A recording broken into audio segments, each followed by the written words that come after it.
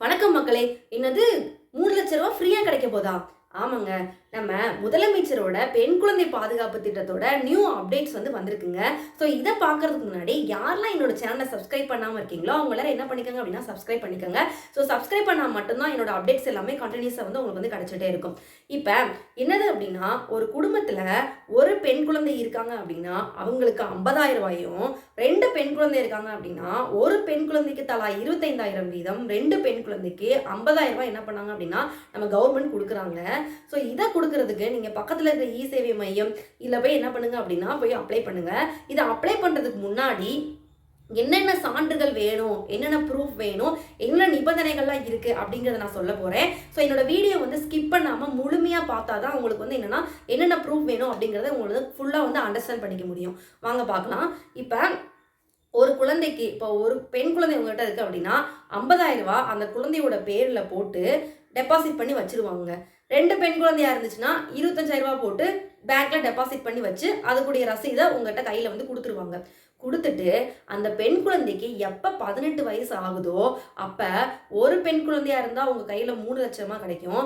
2 பெண் குழந்தையாக இருந்தால் ஒரு பெண் குழந்தைக்கு 1,50,000 லட்ச ரூபா வீதம் 3 லட்ச ரூபா உங்கள் கையில் என்ன ஆகும் அப்படின்னா கிடைக்கும். இப்போ ஓகே, எல்லாரும் போய் இதுக்கு அப்ளை பண்ண முடியுமா அப்படின்னா, யாரெல்லாம் வறுமை கோட்டுக்கு கீழே இருக்காங்களோ அவங்க மட்டும்தான் என்ன பண்ண முடியும் அப்படின்னா இதுக்கு அப்ளை பண்ண முடியும். அதாவது பெற்றோரோட வருமானம் 72,000க்கு என்னன்னா அதிகமாக போகக்கூடாது அப்படின்னு சொல்லியிருக்காங்க. ஓகே, ஸோ இதை அப்ளை பண்ணுறதுக்கு என்னென்ன சான்றுகள்லாம் வேணும் அப்படின்னு பார்த்தீங்க அப்படின்னா, குழந்தையோட பிறப்பு சான்றிதழ் வேணும். நெக்ஸ்ட் அந்த பெற்றோரோட வயது சான்றிதழ் வேணும், ஜாதி சான்றிதழ் வேணும், வருமான சான்றிதழ் வேணும். நெக்ஸ்ட் அவங்க யாராவது ஒருத்தர் கருத்தடை செஞ்சிருக்கணும், அதாவது குடும்ப கட்டுப்பாடு செஞ்ச சர்டிஃபிகேட் வேணும். அவங்களுக்கு முக்கியமாக என்னன்னா ஆண் வாரிசு இருக்கக்கூடாதுங்க. ஸோ ஆண் வாரிசு இல்லாத சர்டிஃபிகேட்டும் என்ன பண்ணுறாங்க அப்படின்னா கேட்குறாங்க. நெக்ஸ்ட் என்னது அப்படின்னா, இவங்க இந்த எல்லாருக்குமே இது சாத்தியமா அப்படிலாம் கிடையாது. இவங்க அந்த பெற்றோர் ஒரு 10 வருஷமாவது என்ன இருக்கணும் அப்படின்னா தமிழகத்தில் என்ன பண்ணியிருக்கணும் அப்படின்னா வசிச்சிருக்கணும் அப்படின்னு சொல்கிறாங்க. அதனால அதுக்கு ப்ரூஃபாக இருப்பிட சான்றிதழை என்ன பண்ணுறாங்க அப்படின்னா கேட்குறாங்க.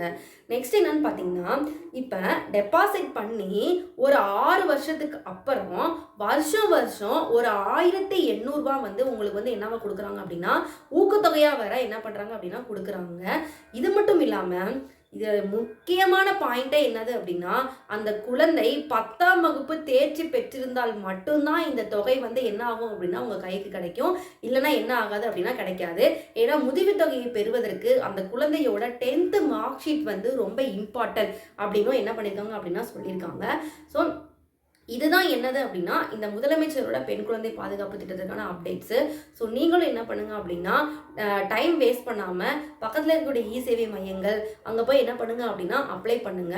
இன்னொரு முக்கியமான விஷயம் என்னது அப்படின்னா, ஒரு பெண் குழந்தையாக இருந்துச்சு அப்படின்னா அந்த பெண் குழந்தைக்கு 3 வயசு முடியறதுக்குள்ளே நீங்கள் போய் அப்ளை பண்ணிட்டு இருக்கணும்.